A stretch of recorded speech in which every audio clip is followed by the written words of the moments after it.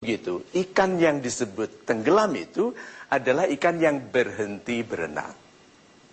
Ikan yang terus capek berenang gitu, pelan-pelan akan menjadi ikan yang tidak lagi hidup.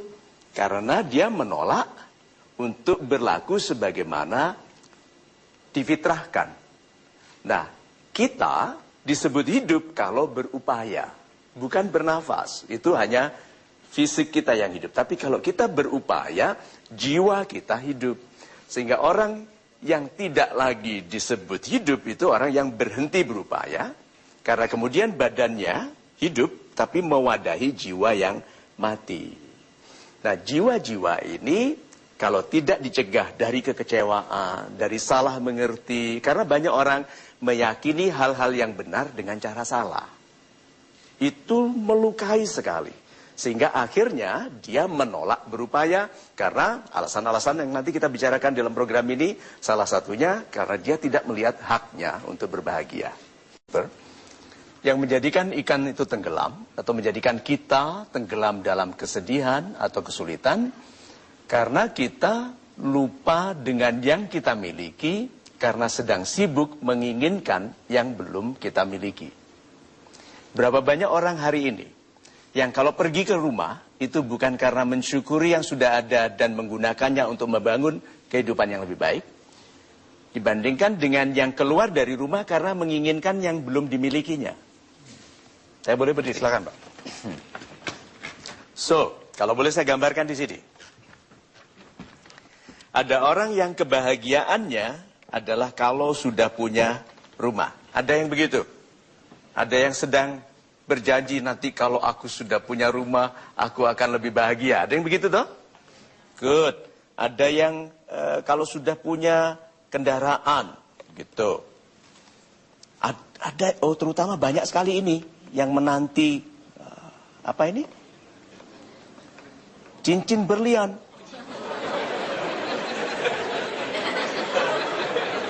Walau palsu. Nah sekarang saya tanya ya, kalau orang itu mensyaratkan memiliki sesuatu yang belum dimilikinya untuk bahagia. Sekarang, kalau dia sudah punya itu, apakah dia berbahagia? Katakan sudah berbahagia. Lalu itu semua tidak ada lagi, berbahagia? Tidak, berarti kebahagiaan orang ini ada pada barang-barang itu. Padahal kebahagiaan itu harusnya di hati.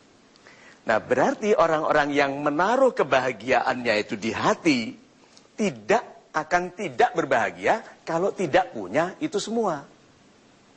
Itu sebabnya ada orang yang bisa mengatakan bisa kaya tanpa harta.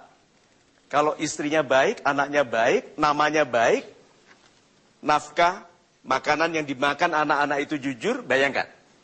Itu kekayaan yang mulia. Nah jadi kalau begitu, bagaimana kalau kita berhenti menginginkan yang belum kita miliki dengan cara melupakan yang sudah kita miliki? Bagaimana kalau kita balik sekarang, mensyukuri yang sudah kita miliki, lalu mengupayakan yang belum kita miliki untuk memperkaya kehidupan kita. Jadi, orang yang mensyukuri yang sudah kita miliki, kalau iri adalah iri mengenai kebaikan orang lain. Kalau orang merasa tersiksa karena tidak memiliki yang dimiliki oleh orang lain, irinya karena dia melihat dirinya kurang. Sehingga, yuk kita iri kepada orang yang lebih kebaikannya. Kita iri kepada orang yang menyehatkan tubuhnya untuk bangun pagi, segera melayani sesama. Jangan iri kepada orang yang malas tapi kok kaya. Ada yang begitu toh? Ada jelek, istrinya cantik. So unfair. Ya. Nah kalau begitu, jadilah orang yang iri hati melihat kelebihan orang yang baik, Pak. Itu. Nah, caranya, bersainglah dengan diri Anda sendiri, Pak. Anda tahu kalau Anda masih malas. Anda tahu kalau Anda masih suka menunda. Anda tahu kalau Anda meragukan yang Anda lakukan. Anda takut tentang masa depan. Masih tahu tuh? Good, irilah dengan orang-orang yang ikhlas, Pak. Kenapa? Orang-orang ikhlas itu tahu kalau dia berhasil, dia diberhasilkan. Bukan karena dia pandai. Yuk, benar bahwa hidup ini mengalir. Kalau tidak, bagaimana caranya? Hidup itu stagnan, mengalir. Karena meyakini hidup ini mengalir, membiarkan dirinya menolak dorongan turun. Dorongan turun untuk bolos bagi anak-anak yang masih sekolah, untuk mencoba obat bius. Masa mengalir bersama teman-temannya yang sudah rusak perilakunya? Menolak dorongan untuk turun, karena air itu mengalirnya ke bawah. Kita harus mempunyai high rise pump. Pompa yang mendorong air masuk ke lantai 156. Yaitu melalui kesungguhan untuk menolak yang tidak baik, kesungguhan untuk menguatkan pilihan-pilihan baik. So, mengalirlah seperti air, tapi pastikan Anda punya tenaga untuk naik. Kedua, rezeki sudah ada yang mengatur. Ini banyak digunakan oleh orang yang malas. Kan sudah ada yang ngatur. Percuma aku kerja keras, ada yang ngatur. Sahabat-sahabat saya yang super. Rezeki memang diatur oleh Tuhan, tidak pada jumlahnya, tapi pada caranya. Tuhan tidak membatasi jumlahnya. Kalau caranya ini, you dapat sekian. Kalau caranya ini, you dapat sekian. Jadi jangan kecil hati mengenai jumlahnya. Bersemangatlah untuk memilih pilihan-pilihan upaya yang ukuran rezekinya besar.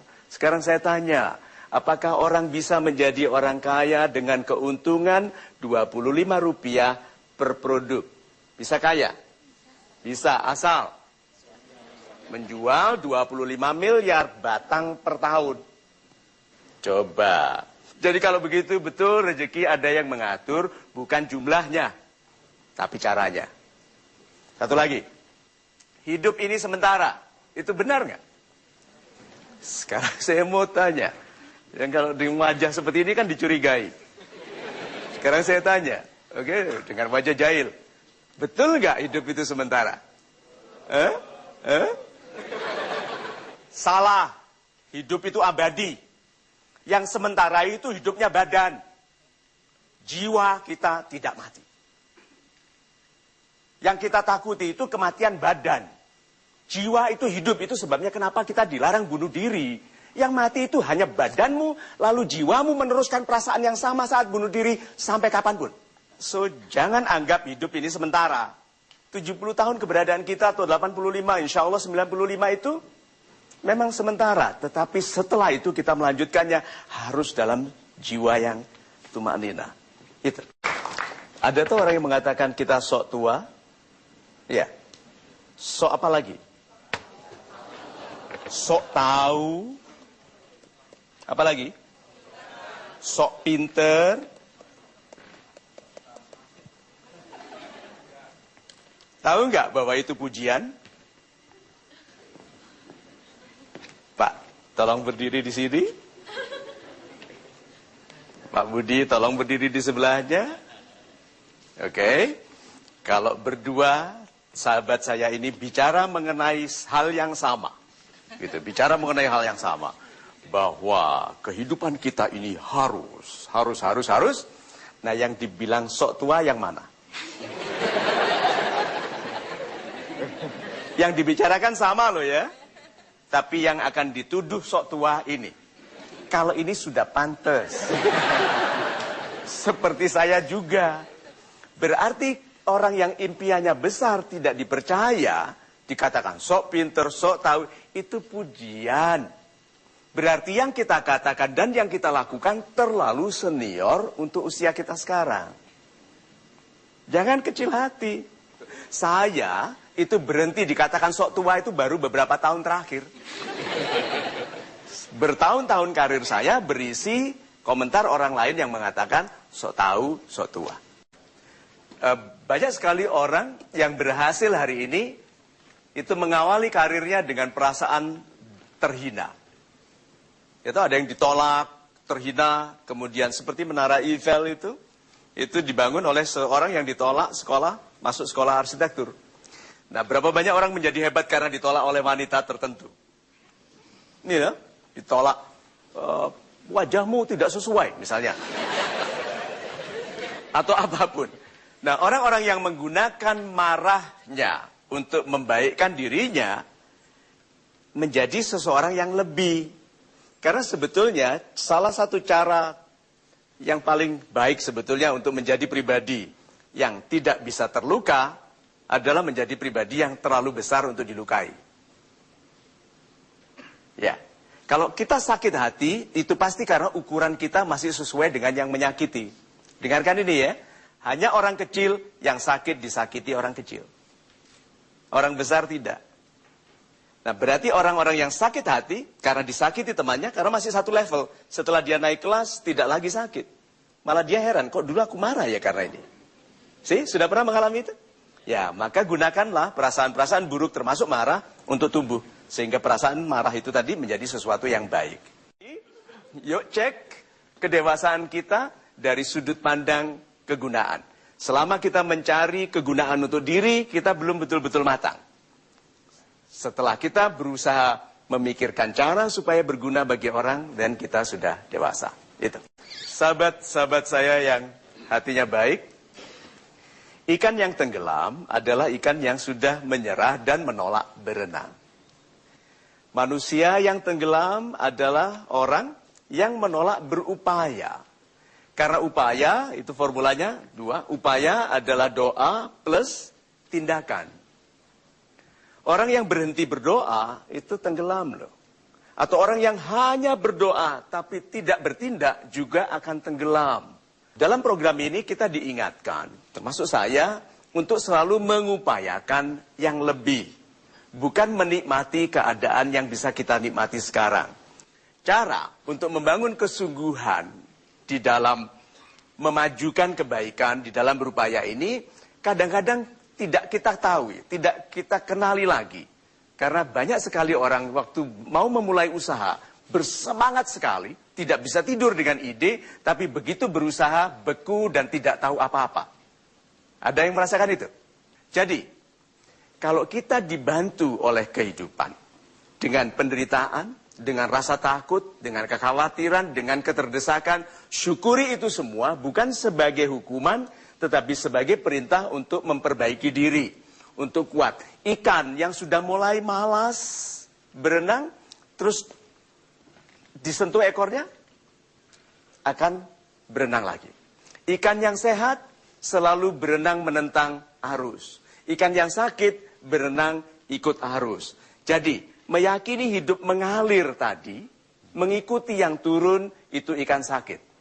Ikan yang kuat mengalir, menentang arus. Kalau semua orang tidak jujur, dia tidak meyakini ketidakjujuran. Karena ada orang yang bilang, yang haram saja susah, apalagi yang halal. Itu, ini ikan sakit. Karena ikan yang sehat, orang tidak jujur saja bisa kaya, apalagi yang jujur. Orang tidak baik saja bisa tinggi pangkatnya, apalagi yang baik. Jadi kalau begitu, jadilah ikan yang selalu bergerak, jadilah manusia yang selalu berupaya dan mengambil apapun yang terjadi, aroma, sinar, apapun yang kita sentuh sebagai perintah untuk membaikkan diri.